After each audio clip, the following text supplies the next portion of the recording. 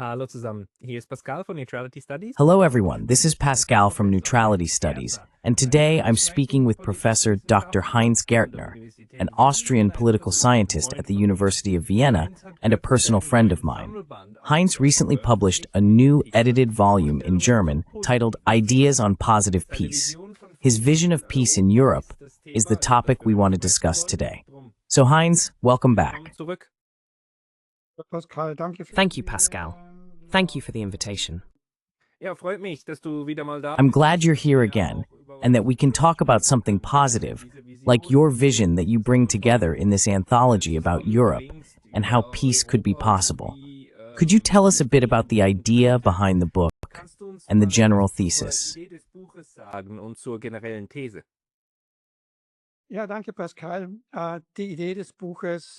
Yes, thank you, Pascal. The idea for the book comes from the fact that peace can be interpreted in different ways within peace studies. In peace research, there is the concept of negative peace, which simply means the absence of war and the absence of the use of force. This, of course, also includes a peace based on deterrence, meaning peace through threat. And I simply thought that we should develop and prepare ideas that focus on positive peace.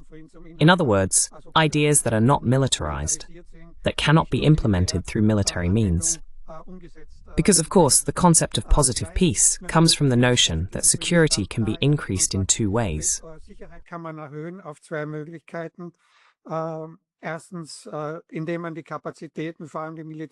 First, by building up capacities, especially military capacities. But that means increasing the uncertainties of others. This puts us in the classic security dilemma. However, it is possible to create a less threatening environment, which means reducing the threat. And that is actually the premise of this book. Of course, we are currently living in a situation where the discourse is mainly focused on military solutions to conflicts. That's why the ideas developed in the book are often seen by politicians as unrealistic or even useless. But that's also why I say in the book that these ideas are not directed at politicians. In other words, politicians have their own ideas and implement their own plans, but the book is aimed only at the discourse, not at politics.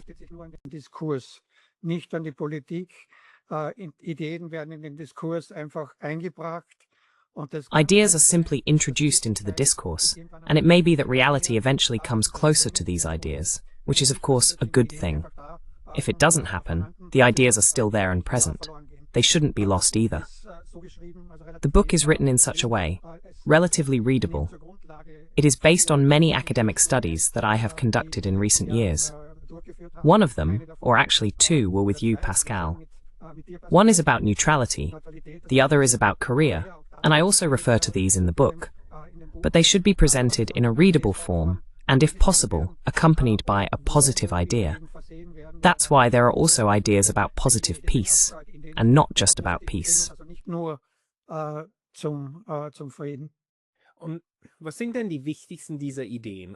what are the most important of these ideas? And I would also like to add, Europe has a long history of developing ideas. For example, if Immanuel Kant's essay, Perpetual Peace, had been judged by how realistic it was at the time he wrote it, he wouldn't have needed to write it at all. But the fact that we have it, and that we want to develop ideas about what a good, positive peace could look like, that also has a long tradition, just as unfortunately, warmongering has a long tradition in Europe. But what would be the most important of these ideas, especially regarding how we can achieve peace in Europe?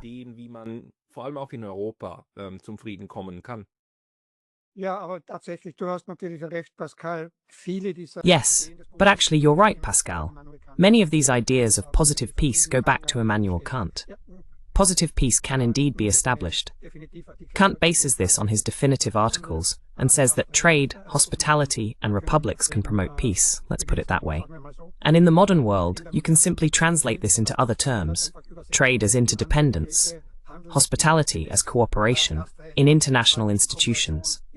And then the republics can enter into more peaceful relations with each other. That is the foundation of perpetual, and I would say, positive peace. And of course, it's very difficult to go beyond Kant, but you can try to make Kant's ideas a bit more concrete. etwas zu konkretisieren. Und das tut auch das, versucht auch das, oder das tut auch das. And the book also does that with some suggestions. Yes, so I'll pick up on one of our shared topics. One is the geopolitical developments ahead of us and the effects that have occurred or are occurring in the Ukraine war. I'm not afraid to address concrete issues. And we have seen that after this period of unipolarity, a rivalry between great powers is emerging. And it's not just a matter of pure multipolarity. It's a bit of a euphemism to think that all world powers are equally strong. The American security strategies speak more of great power rivalry, which is accurate.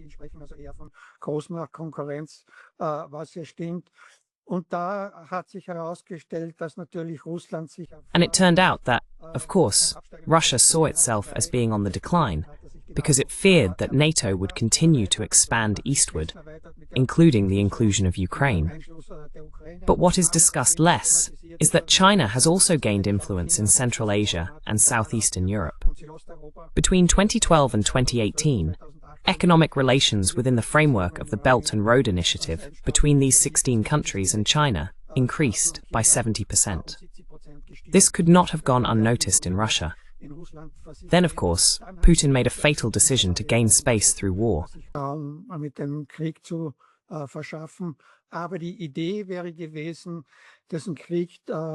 But the idea would have been to prevent this war as well. And you can't say now whether it could have been prevented. They didn't try by saying, well, if Ukraine had actually credibly declared itself neutral, the fact is, Ukraine was already on a NATO course, then it might have been possible to persuade Russia and Putin not to take military action. So here is a positive peace proposal: neutrality for Ukraine.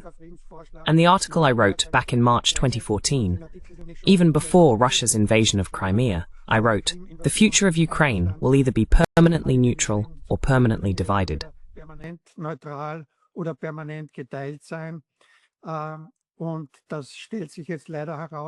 And now, unfortunately, it is becoming clear that the concept of neutrality, which I have always seen as part of positive peace, was not really pursued further by the West. But Russia also did not take the concept of neutrality seriously, and now we are heading toward a divided Ukraine. Nevertheless, I believe that the idea of neutrality must be maintained, because there are really only two possibilities. Putin cannot have both. He cannot keep the parts of Ukraine that are occupied and at the same time prevent Ukraine from joining NATO. But Zelensky cannot have both either.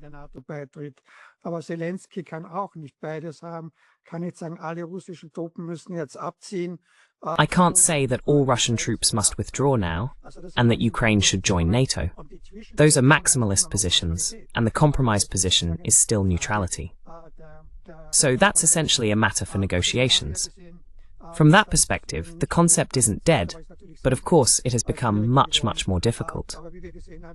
But as we've seen, the division of Germany was ultimately also ended after a long time within the framework of Gorbachev and the CSCE process. And I don't rule out that neutrality for Ukraine could also be a concept for the future, especially if you base it on the idea of the CSCE, that in Europe, since you mention Europe, security is simply indivisible. Sicherheit einfach unteilbar ist. Das war ja die Grundkonzept der That was the basic concept of the final act of the Helsinki CSCE in 1975. But we also need to tone down the rhetoric a lot. If you look closely at the final act, it was truly a document of positive peace. We know that was the height of the Cold War. Arms build-up, mutual threats, as I mentioned earlier, building up capacities, increasing uncertainties on the other side. Of course, the CSCE was then part of the policy of détente to reduce that. But if you read the final act carefully, you won't find the words that you now see in every security strategy.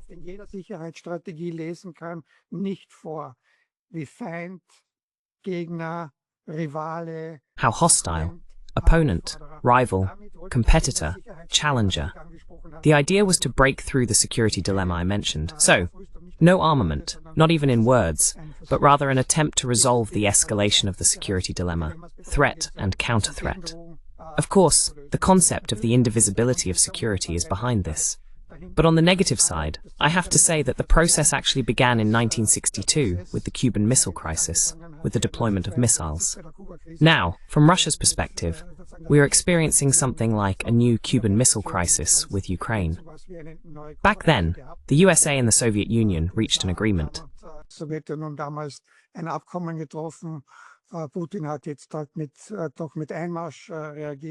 Putin has now responded with the invasion, which I believe was the wrong reaction. And then finally, a Harmel plan was reached. Some disarmament negotiations have already taken place since this was discussed. That's when the test ban treaty began, the Harmel plan in Europe. Yes, we need strong deterrence, but also dialogue. And then something happened that is very interesting. The invasion of Czechoslovakia by the Soviet Union and the Warsaw Pact. That made Germany consider, what do? We don't want the Soviet Union to repeat that in East Germany. That can't be ruled out. We had an uprising in East Germany in 1953. What do? We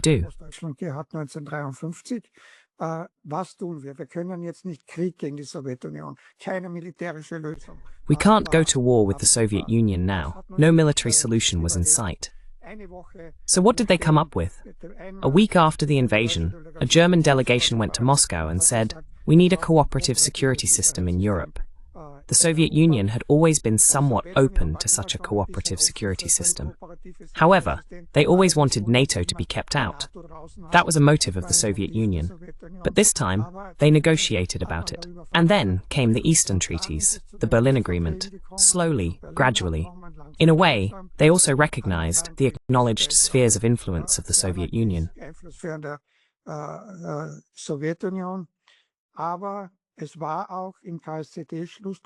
But it was also anchored in the CSCE Final Act. Border changes are possible if they are peaceful, based on consensus and in accordance with international law. So with German unity already in mind, it took a very long time. Of course it took a very long time. Ultimately, until 75, then again until 89-90, until Gorbachev. But still, it was a peaceful solution.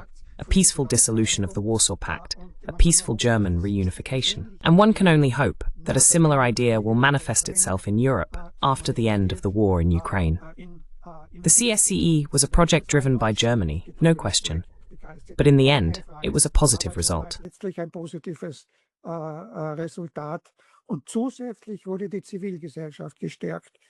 And in addition, civil society was strengthened, with Charter 77 in Czechoslovakia, which was based on the principles of the CSCE. And that then led to very close cooperation with the founders of Charter 77. I worked with one of the founders, Stanislav Miloslav, and with Gorbachev. And that's why Stanislav Miloslav, in an anthology I published in 1984, named 3 conditions under which the Warsaw Pact would dissolve. First, there must be reforms in Eastern Europe, which happened in Czechoslovakia, also in Poland, and there were also initial steps in Hungary and Romania. Second, the Soviet Union must lose its position as a world power, which was happening at the time. Now, so to speak, we have the US-China rapprochement, the weakening of the Soviet Union.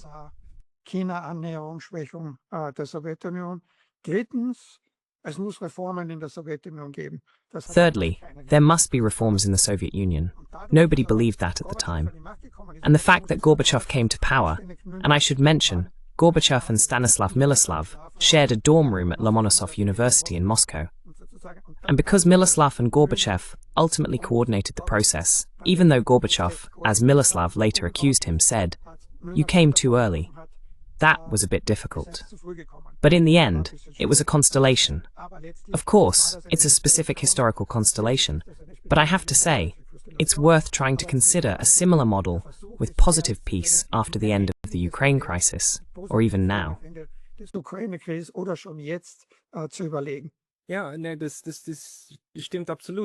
Yes, that's absolutely true. We don't always have to insist on what was done wrong, but also look at what could be done right. And there are moments in Europe, and the CSCE process is a very important one, when we also de-escalated rhetorically and actually initiated a positive peace order for the continent, at least for a time. And that was a political achievement. It was a very long process, 5 years of negotiations, from 1970 to 1975. And the CSCE process was of course also essential for Germany. But I think we also need to remember that the original idea for this process, came from the Soviet Union. Die ursprüngliche Idee zum Prozess, die kam aus der Sowjetunion und die wurde auch anderen Staaten verkauft über And this was also conveyed to other countries through Finland and invitations from Finland because the Finns had a positive relationship with the Soviet Union, being neutral Finland. You are in another country that also ultimately benefited from a peace process that took 10 years as well.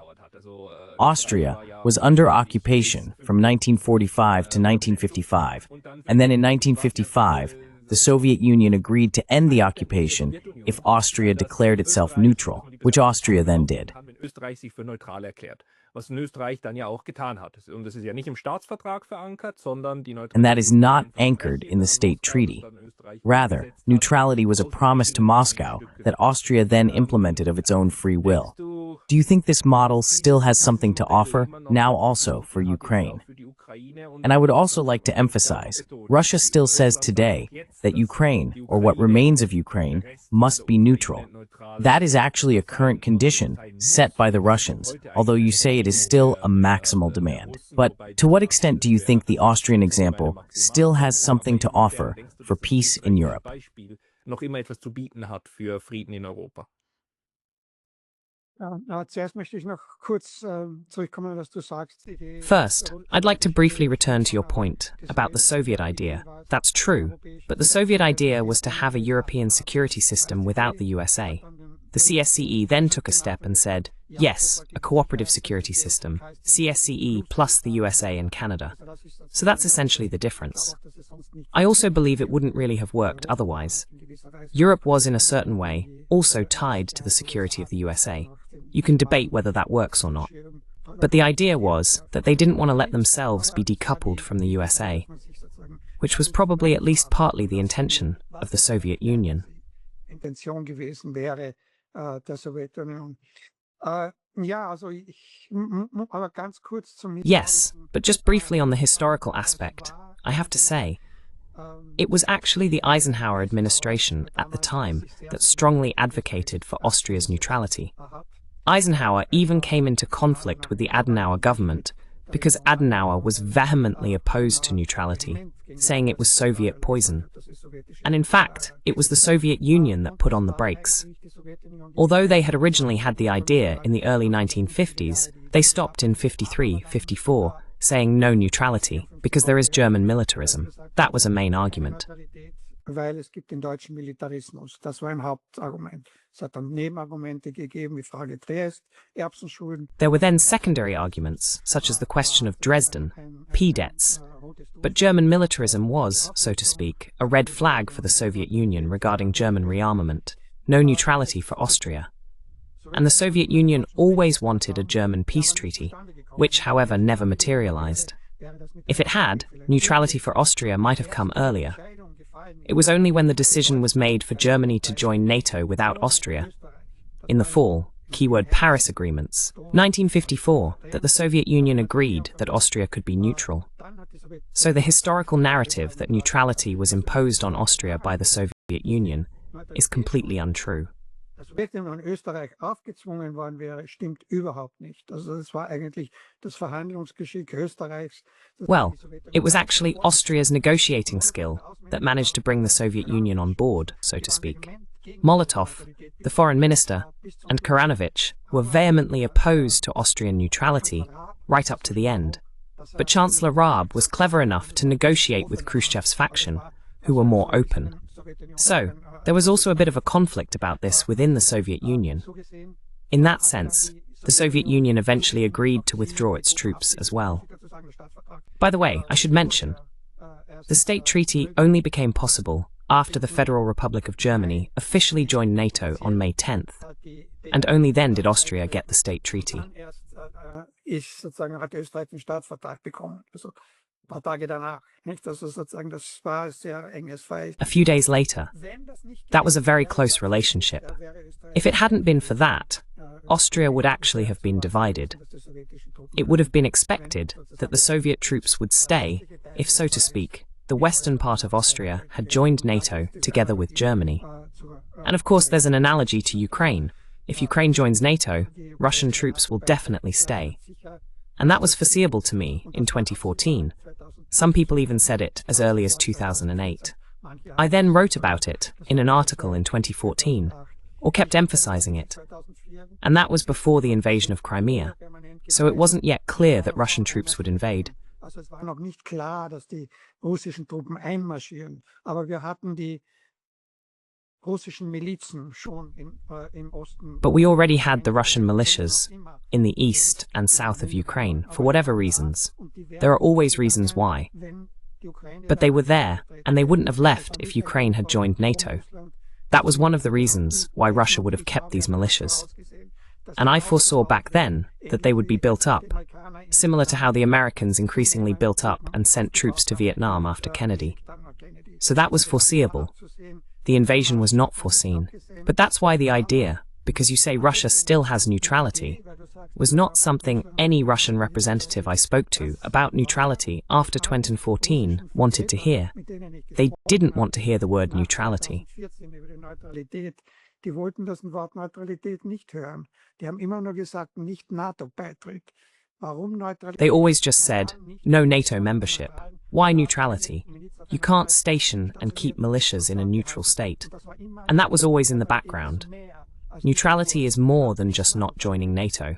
And only much later did Russia pick up on this neutrality narrative, because it sounded pretty good. And if you say now, so the two maximal positions remain. Istanbul, I think, would have been a chance in March-April 2022. On the agenda then was withdrawal of Russian troops in exchange for neutrality with a minority rights arrangement, which would be built on the Minsk agreements, etc. How far this was discussed with Putin is unknown. It wasn't a finalized agreement, but it was a diplomatic basis. Aber es war eine diplomatische Basis. Also meiner Meinung nach hätten die Europäer da anknüpfen sollen. In my opinion, the Europeans should have picked up on that and said, let's see how far we can get with it. Then security guarantees were discussed. So there was a bit of a snag there, obviously. Then somehow everything collapsed. That was, so to speak, very unfavorable for the negotiations as well. This idea still stands for me, but reality hasn't caught up yet, or has actually moved far away since the invasion and the Istanbul negotiations. Peace through Ukraine's neutrality. At the moment, it looks more like we will have a new Iron Curtain running through Ukraine, from the Arctic through Ukraine to the Black Sea. Finland and Sweden have decided to be on the western side of the Iron Curtain now. Westlichen Teil des Eisernen Vorhangs zu sein, hätten sehr gut eine Pufferstaaten sein können. Die Sowjetunion. They could have been very good buffer states, the Soviet Union and then Russia. They lived very well with the buffer states, Sweden and Finland. There were also no direct threats to Finland from Russia before Finland decided to join NATO. So it always went through the detour of the indirect threat to Ukraine. Once in Vienna, I asked the Finnish foreign minister at a panel discussion whether there had been a direct threat to Finland before this decision. She said, no, we simply wanted to be part of the NATO family. And of course, as everywhere, people talk about these hybrid threats. But clearly those exist everywhere now, back and forth. Aber klar, die gibt's jetzt überall hin und her. Ja, aber das Beispiel Finnland und Schweden. Yes, but the example of Finland and Sweden is particularly paradigmatic for me, because it's not just about joining NATO. There are now also 15 and 17 military bases, respectively. I can't remember which country has 15 and which has 17. But it's a relatively massive military buildup, not just with direct weapons and the agreements that have been made, but also now with the presence of US personnel on Finnish and Swedish soil. And these aren't NATO bases. They are, quite simply, US bases that are now stationed in this proximity. And the agreements also state that these troops are allowed to station any category of weapons on Finnish and Swedish soil. So isn't Europe maneuvering itself directly into the next threat scenario? And aren't these countries actually making themselves targets for attacks, rather than increasing their security?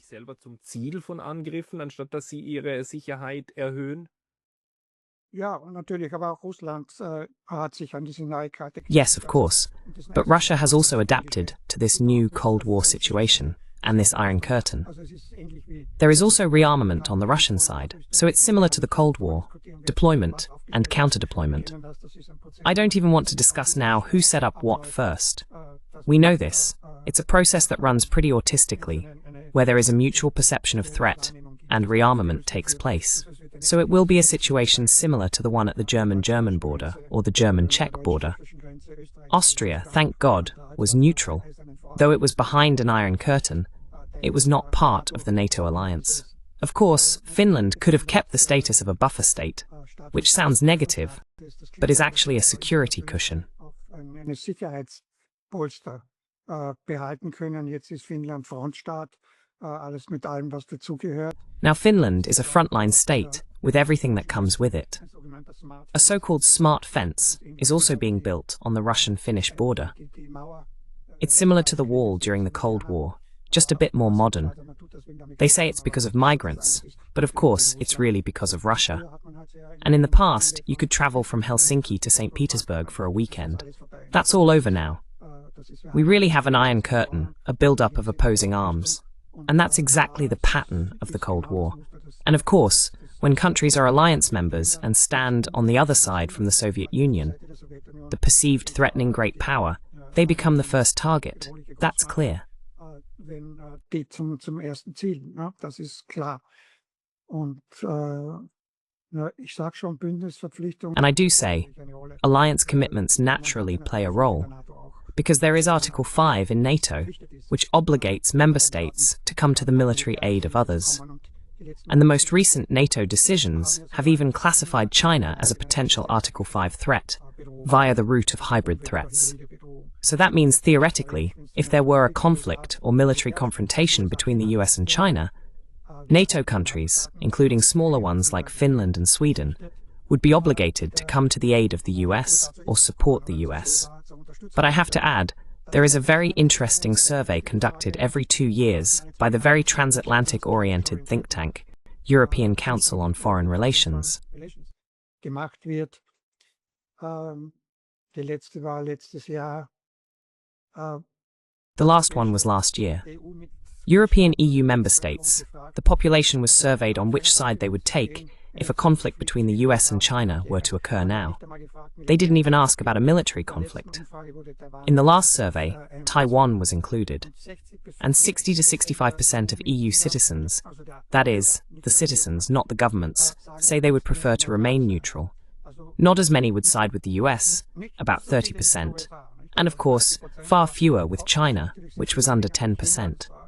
But the majority say neutral. So there is a certain rationality here, in the situation of global and European polarization, to position oneself neutrally in order not to, as American political scientists say, get drawn in to create entanglement in foreign conflicts. Entanglement in fremde Konflikte.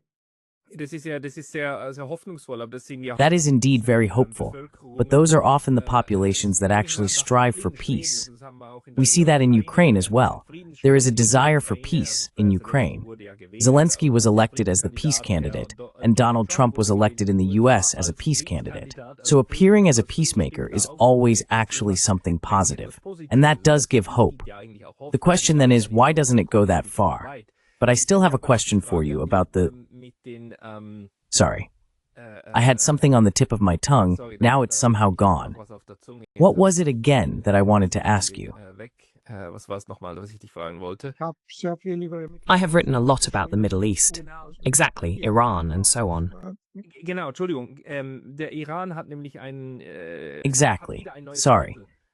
Iran has opened a new chapter again. The way Iran has now been attacked by the US and Israel, and how Europe is supporting this attack. The German Chancellor said that the US is doing the dirty work for us, and that is an obvious violation of the UN Charter, Article 2. It is also a violation of Iran's right to have a civilian nuclear program, according to the NPT, the Nuclear Non-Proliferation Treaty. What consequences will it have that the Europeans are so united behind the US and Israel here when it comes to such a clear breach of international law? So clear it could be straight out of a textbook.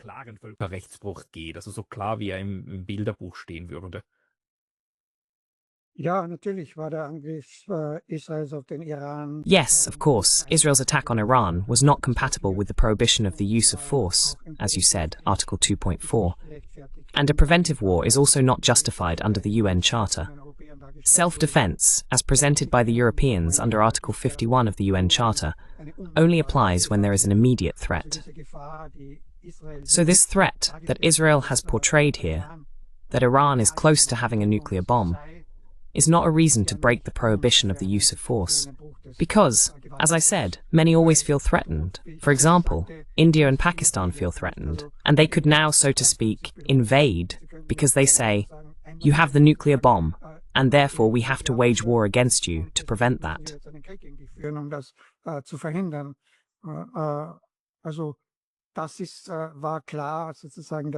So it was clear that this could not be upheld under international law. International law experts have agreed that the threshold for saying there is an imminent threat, like in the case of 1967, when the Arab-Egyptian armies approached Israel, and Israel carried out a preemptive strike, that according to international law experts, is compatible with self-defense. But simply the existence or the perception that there could be a threat from a nuclear weapon is, of course, not sufficient under international law. What happened, though, is that the security dilemma was, of course, intensified.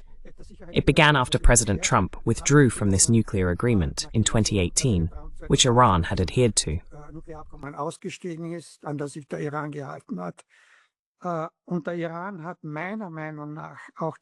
And in my opinion, Iran also exacerbated the security dilemma by expanding its nuclear program as retaliation, because the US also tightened sanctions again, maximum pressure.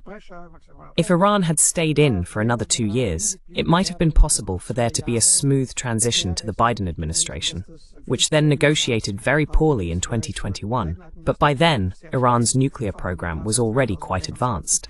But back then, since Biden had announced during his campaign, I'll stay in the JCPOA. The JCPOA was, of course, already pretty far out of reach, since Iran had also crossed the boundaries by then.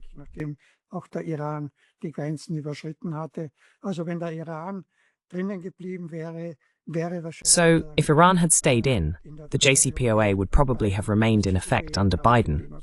I doubt that Trump would have withdrawn from it, in retrospect. So the security dilemma has already intensified. And of course, it's now also the case that this is escalating on 2 levels. On the level of the IAEA in Vienna, where the Europeans say that Iran has not fulfilled certain things. For example, it has not provided clear information about enriched particles that go back to the year 2020. So not enough information has been given. And of course, while under the control of the IAEA, Iran has expanded its nuclear program.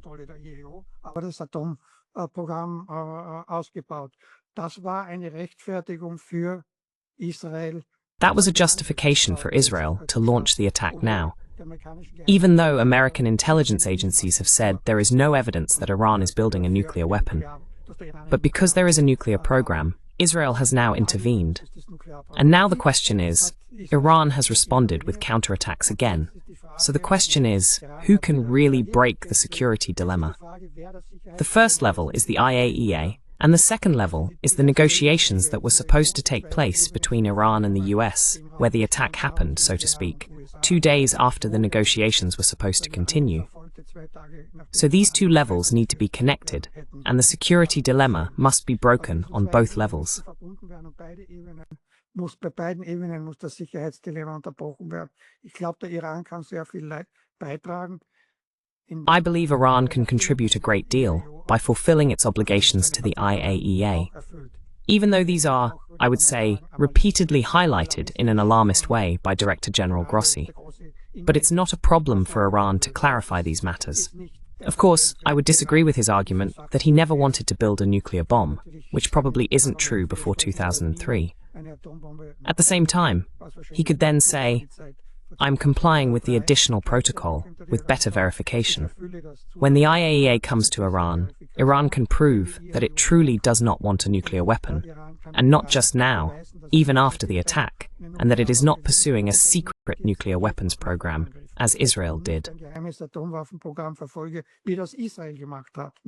Der Iran soll jetzt nicht die gleiche Position einnehmen, die Israel. Iran should not now take the same position that Israel has held since the 1960s, namely, to secretly build a nuclear bomb.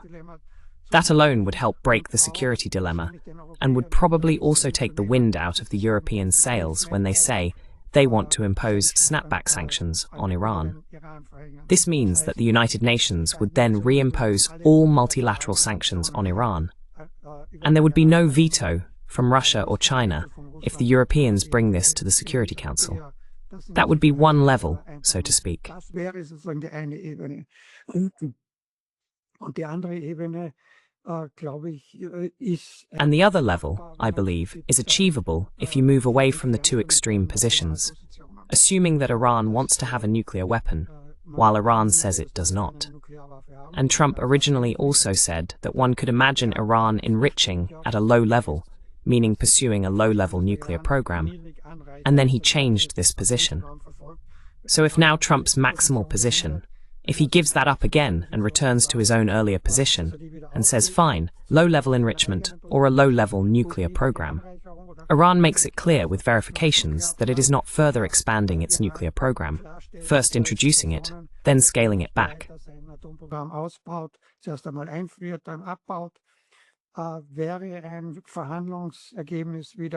Would a negotiated outcome be possible again that would also remove this mutual threat? President Obama tried that. The nuclear agreement ultimately failed under Trump. But I believe the JCPOA can be revived on this level, with similar technical conditions.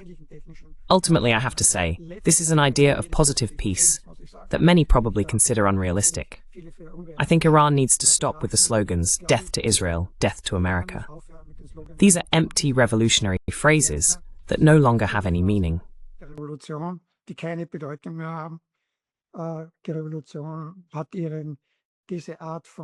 The revolution has lost this kind of momentum among much of the population.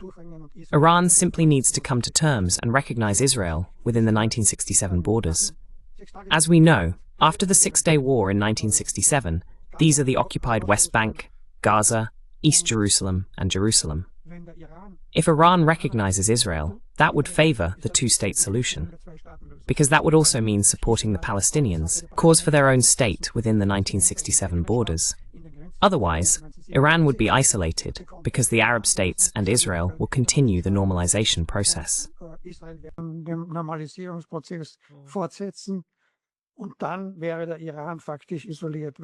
And then Iran would be effectively isolated. If it recognizes Israel, that would of course put Israel in a certain predicament, especially Netanyahu, who doesn't want a two-state solution at all. Many say it's completely unrealistic. I say it's the only option. Iran would come out of isolation, and no one could object if Iran recognizes Israel. And the narrative, the negative anti-Semitic narrative against Iran, would simply disappear. So it would actually help everyone, most of all Iran, and also the Palestinians.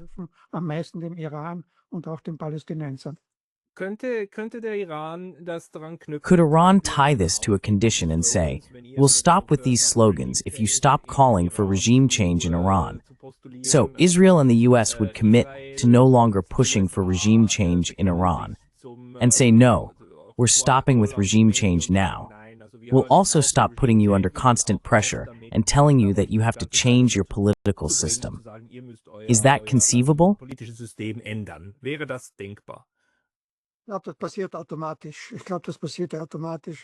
That happens automatically. I think it happens automatically. I mean, this regime change talk is just an empty phrase that can't really be implemented. And if it is, it ends in chaos or a military dictatorship. I know few people in the Iranian opposition who believe that leads to success. Most Iranians love their country, even if they don't love the government that much. But they don't want the country to fall apart or end up in chaos or a military dictatorship. So, in a way, this takes time. However, of course, the mutual narratives that exist in history, which I also describe in detail in the book, need to be dismantled. For example, that the US and Great Britain overthrew the democratically elected Prime Minister Mossadegh in 1953. That is an important narrative in Iran. ist so ein wichtiges Narrativ des Iran, umgekehrt die Revolution und auch die Geiselnahme. Conversely, the revolution and also the hostage crisis, meaning American embassy staff were held hostage for 445 days, played a major role in shaping the negative narrative about Iran in the US. Also, the Iran-Iraq war, where the US mainly supported Iraq. I mean, with the hostage crisis, these narratives are all on shaky ground. If you look at it, in the Vietnam War, there were 50,000 dead GIs. In the hostage crisis, not a single American was killed. But now, the US has excellent relations with Vietnam. Recognized in 1995, and there isn't a single American president or vice president who hasn't visited Vietnam at least once. So these narratives are artificially kept alive. You really have to, and the same goes for regime change, the same goes for the slogans death, death, death.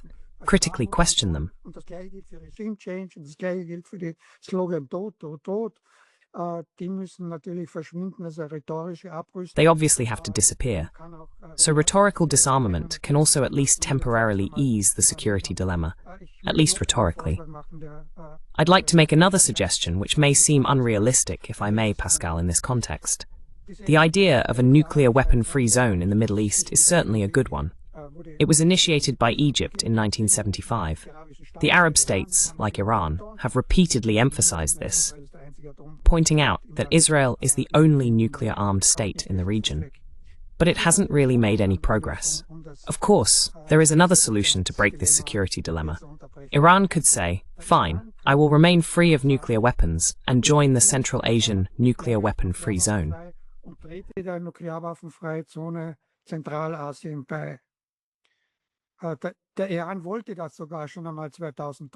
Iran actually wanted this as early as 2003. The US prevented it at the time. Of course, Iran would have to receive, in return, that the US sign and ratify the protocols of the treaty, that the US, that is, the nuclear-armed states, do not threaten or attack the states in the nuclear weapon-free zone. That is, so to speak, a protocol. Iran would naturally have to insist on that. At the same time, the Arab states could join the Belendava nuclear weapon-free zone in North Africa. Egypt has already signed it, but not ratified it, probably already forgotten that it was signed, since nothing more has been heard from Egyptian politicians in this regard.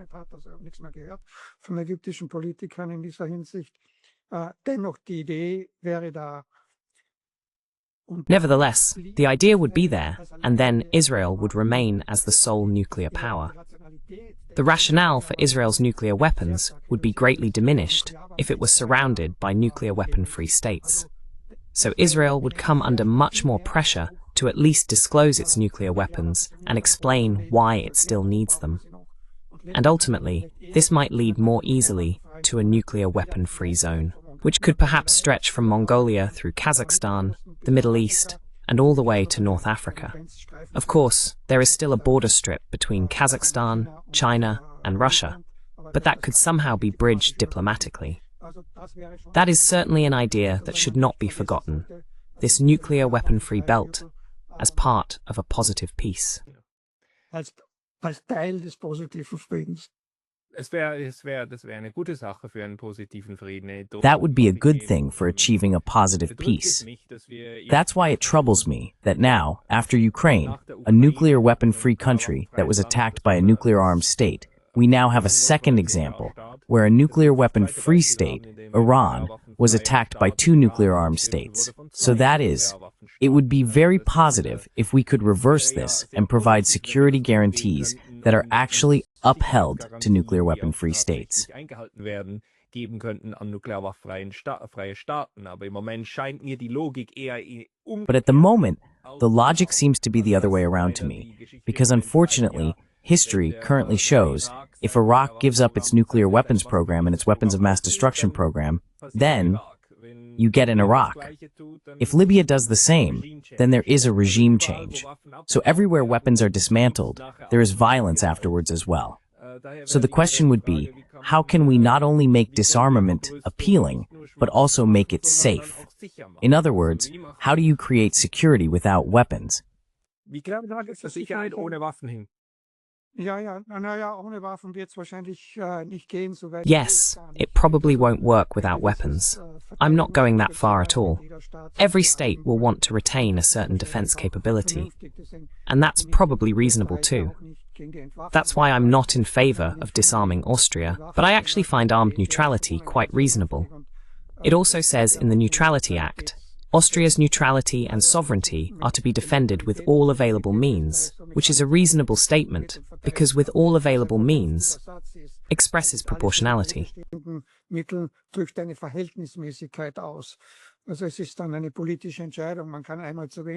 So it is ultimately a political decision. You can do too little, but you can also do too much. However, resilience cannot be ruled out. But once you reach a certain level, the security dilemma intensifies and increases the uncertainties of others. So you have to take into account the uncertainties of others as well. That means lowering the level of threat. And there is a limit to that. At the moment, as you rightly say, the only solution is to increase security by increasing military capabilities. Even the European Union is really only discussing that.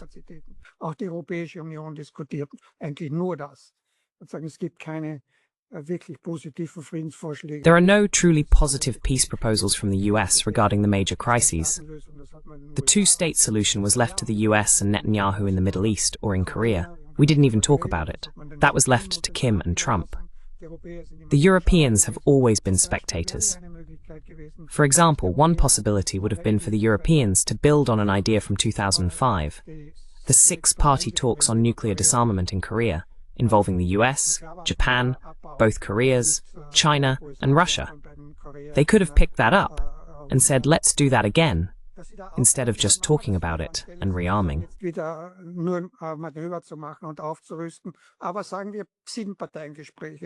But let's say six-party talks including the EU would of course be a simple initiative.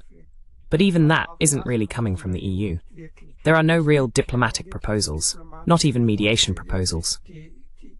Unfortunately, I have to say that this has pushed the EU to the sidelines, because just rearming does not mean a solution by any means. And that's my argument in the book. The political solutions have been forgotten. And if you say that everything is now heading in a different direction, you're right. All the more important, I believe, are the ideas in the book to show that things could be done differently. They need to be kept alive.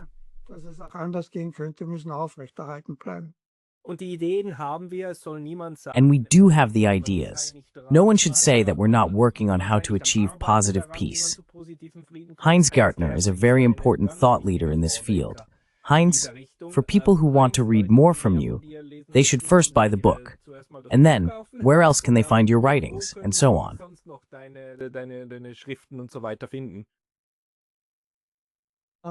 Yes, I'm on the internet, and there's basically a list of publications. I'll put the publication list as a link in the video description. But I think it's actually quite helpful to look at the list of publications at the end of the book. Those are, so to speak, the publications that the book refers to. As I said, our own publications are included there as well. I'll put all of that in the description. Heinz Gärtner, thank you very much for your time today. Thank you, Pascal.